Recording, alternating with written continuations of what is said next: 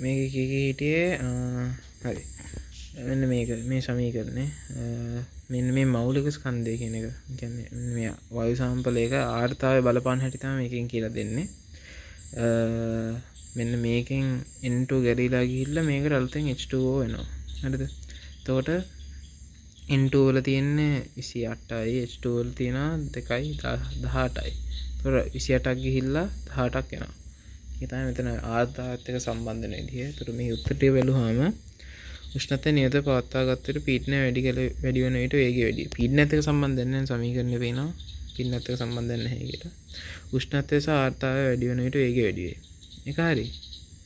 මේ උෂ්ණත්වය වැඩි වෙනකොටයි ආර්තාවය වැඩි වෙනකොටයි වේගය වැඩි වෙන එක හරි. උෂ්ණත්වය නියත පවත්වාගත ඝනත්වය වැඩි වෙන විට වේගය අඩු වේ.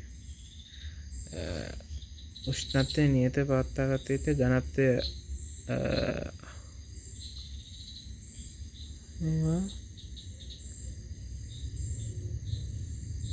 ඝනත්වය බලපාන මේකත් එක්ක නේ ඝනත්වය බලපාන මේකත් එක්කනේ මේකත් එක්ක එතකොට මේක වැඩි වෙනවා හරිද උෂ්ණත්වය නියත පවත්වාගත විට ඝනත්වය වැඩි වෙන විට වේගය වැඩි වේ එතකොට ඒකත් හරි ඊට පස්සේ තීර තරංග අන්නාන තරංග ඉස්සරහව තීර තරංග පමණක් වර්තනයේ භාජනය මේක වැරදි පමණක් කියන එක දුන්නොත් වැරදි මොකද තීර තරංග අන්නාන තරංග දෙකම වර්තනයේ භාජන වෙනවා වර්තනය විවර්තනය නිරෝධනය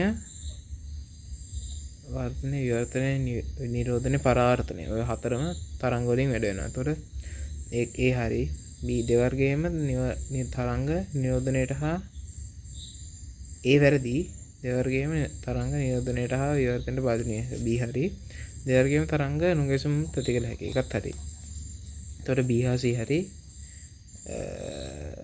මේකේ උත්තර වාස දෙක උත්තර හා උත්තර වාස මගින් කරන්න පුළුවන් මේක වෘත්ත කේන්ද්‍රය මේක වීදුරු ප්‍රිස්මයක් මේක දැක්කම මෙන්න මේ ප්‍රස්ථාර මතක් කරගන්න ඕනේ ප්‍රස්ථාර කියන්නේ මේක D මේක I මේ ප්‍රස්ථාරය එන්නේ මෙහෙම ගිහලා මේ පැත්ත උඩට වැඩි වෙනවා අපහු මේ ප්‍රස්ථාරයෙන් තමයි මේ කියන්නේ දැන් එතකොට අපිට කියලා තියෙනවා D පතන කෝණයෙන් ස්වයාක්ත වේ කියන එක ස්වයාක්ත වෙන්නේ නැහැ මේ D සහ I ගේ ප්‍රස්ථාරයම අපිට කියන. ඒතකොට ඒක වැරදි.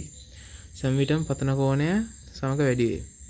ඒක වෙන්නේත් නැහැ මේ මුලින් අඩු වෙන කැලලක් තියෙනනේ. ඒතකොට වැඩි මේ හැම වෙලේම අඩු වෙන්නේත් නැහැ. ඊළඟට තියෙන්නේ පතන කෝණය සමග අඩු වේ. සම්විතම් අඩු වේ. සම්විතම් අඩු වෙන්නේත් නැහැ මේ එක තැනකදී වැඩි වෙන කැලලක් යනවා. ඒතකොට ඒක වැරදි. D සඳහා අපගමනයක් ඇති අතර එය ප්‍රිස්ම කෝණය